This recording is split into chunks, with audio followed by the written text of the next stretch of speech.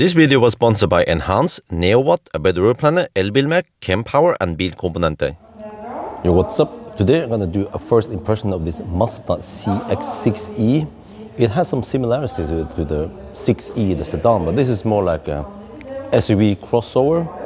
So there is the Takumi trim over there with 19-inch wheels and conventional mirror, and then the Takumi Plus, which has the digital mirrors. I'm gonna check out this first. It has the Frunk here with a, I don't know what you call it, the spoiler thing there. Yeah, here, I want to see what this looks like.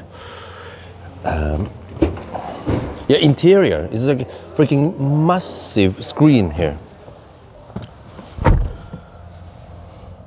Head-up display, it's going to be quite big. Oh, okay, I see the mirror. It has the mode where when you put it in reverse. Okay, it's in showroom mode right now. But when you put it in reverse, it will show more down, or it has a different perspective then. And also when you drive it on the motorway, it will zoom a bit out. So it changes perspective based on what it's doing. So that'll be interesting to test. I'm personally not a fan of these camera mirrors. How does it look here? Yeah, because all habit is that I normally try to move my head to change the viewpoint. I can't do that. It seems to be fairly fluid. Yeah, it's not choppy at least. It's not 10 frames per second. All right. Yeah, you can change the color here. This is in the Takumi Plus. Big screen, okay. Everything here is synthetic. There's no holy cow that has been killed here. Okay, we have this big glass there, let's say, fairly good. Oh, ooh. Isofix in the front. All right, center console, fairly big. Let me just do the knocking. Okay, there's a, need to mention this. When we open here, there is an emergency. Oh, okay, it's actually open right now. There is an emergency opener here. You push in the lid, and then you can easily pull this. So yeah. Okay, but I'm gonna check out the back. So let me see. Now it's in the. Okay, let me go to the other side instead. Let's see if I adjust it all the way back. They claim that you still have okay space in the back seat. Well, I would say that's actually okay. But here you see there is a relatively tall woman in the front, taller than me. And here we actually have okay. I have to say the leg room seems to be good. All right, we have adjustments here. You can actually adjust the front seat. Oh, this is good. Yeah, there. But you can of course block this from happening if you have kids or a funny guy in the back. Yeah. Okay, space. Let me check here. They claim acoustic glass in the front. I have to check that. Let me check here. Headroom in the back. Oh, let me sit on this side. This is better. Actually, okay, headroom. Of course, it's not a sedan. So, and then we check here. We have the center. Oh, okay, slightly harder to pull it because there's no tab to pull it. We have cup holder there. Wait, no ski opening? What? Okay, and then you can also close the lid here. I have to check the back. A charge port. So yeah, it has a bigger battery. It's a 78 kilowatt hour battery, not the 68.8 kilowatt hour in the 6e. So it charges 195 kilowatt, and they call it the 3C battery, LFP. So it's not the long range NMC, so it seems like it's a newer generation. And then okay, here, that's how you open the trunk. CX-6e in the back there. Interesting. They said that the subwoofer, this car has 23 speakers, and the subwoofer is supposed to be here, not there, as I can visually inspect. Let me see, where's the subwoofer? Oh, wait. Subwoofer is here. Okay, but that means that, where is it? Seriously, subwoofer can't be in a plastic box. No, that's not good acoustically. Should be MDF or something, right? Okay, I'm not sure, but seems like you cannot utilize that space under the trunk there that much. It's fairly deep. We have the cover there. Okay, that can be taken off. Maybe not the biggest trunk. If I guess, maybe 7 banana boxes. I don't think you can take 8 banana boxes. And then this is, I don't know, it's just a habit.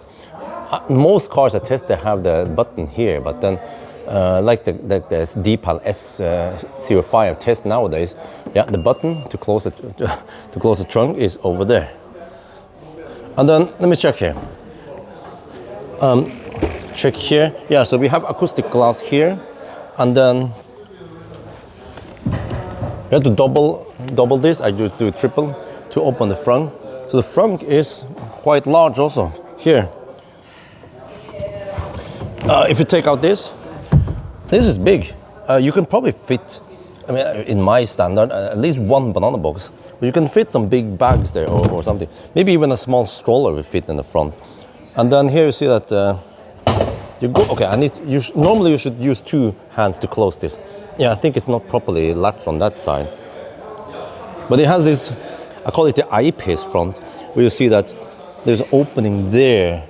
Yeah, just to make the car more aerodynamic. And there's also some, they say that the drag coefficient has been reduced because you have the side opening there. Well, what if it gets blocked by schmutz or snow? Going to test this passenger seat. Yeah, plenty of headroom here. Yeah, and the mirror or whatever, you can switch it between the camera or the optical. I prefer the optical. But here you see that as a passenger, you can actually you have shorter distance to the functions here to adjust for the passenger. Let me check something here. Yep, it is just like in the DPAL S05. It's just a little, I don't know, most people probably don't care about this. This is actually more instant than the S05. But when you do this, it goes too fast.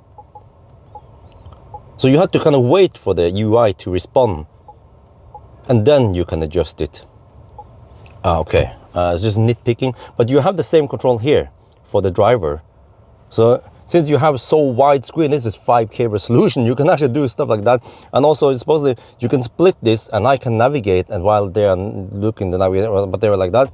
And here this looks quite similar to the DPAL, because you see that we don't have an instrument cluster, but the AR head-up display is quite large. So then you are relying on the information here. You see it actually pops up here.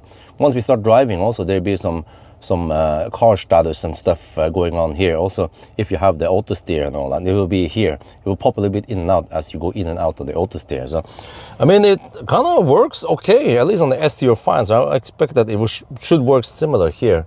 I would like to check this, the Takumi with the conventional mirror, which I prefer, but you know, I'm old-fashioned.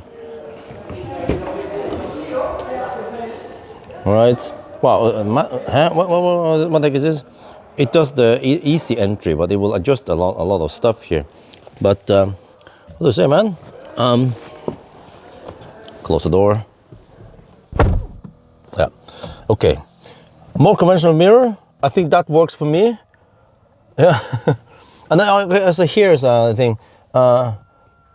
The thing here, there is no button here to open and close it, but you should be able to do it like this. Yeah, okay, this is a bit unusual. I was expecting when I swiped that the whole thing here swipe, but it doesn't. It just swipes down here. And then normally you can do, well, oh, okay, there's hotkey that hasn't been added here. You can do that via the hotkey there. But yeah, let me check something here. What about here? Oh, it also has the acoustic glass on the Takumi. Okay, good. Steering wheel feels nice, looks nice, very similar to the 6e. There's more options here. You can do the hotkey, click, and then also click and hold. So you actually have 4 hotkeys there. And this is nice. Sending data to China, not sending data to China. Ooh, great! Wireless charging pad on this side, but not on the, Okay, but not on the other side, which is strange to me. Since you already have the space there, why not make 2 charging pads? But I don't know if you can hear it. Okay, you have a lid here. Maybe this is nitpicking again from my side, but the plastic here feels kind of cheap. In, for example, Tesla Model 3 or Y, there be some kind of fabric on the surface. Actually, many cars I test nowadays, not only Tesla, they also have some fabric or some nicer finish on this, but okay, maybe that's just nitpicking, because the rest of the car's interior though feels nice. It looks and feels nice when you touch it and when you look at it. Let me check here. Yeah, the resistance on the knobs, oh sorry, not the knob, the stalks feels good. Wait, oh, I'm not sure if I should wipe. Stop it. Okay. But I mean, overall though, looks and feels nice. So there you guys have it. Seems to be a spacious car with some nice feature. But then by the end of the day, we need to test how it drives, how it charges, and also how thirsty it is. Because it's, I don't know if I should call this SUV, because they have made it not so tall, a bit lower, and then stretch out a bit with 2.9 meter wheelbase. So it's actually, in a way, they're doing something similar to Volvo. You know, they make this car not so tall, because tall cars tend to be thirsty. So, well, we'll see then, eventually, when I test this, how good it is. That's going to be for now. Hope you guys enjoyed this video. As always, thank you for watching, and talk to you later.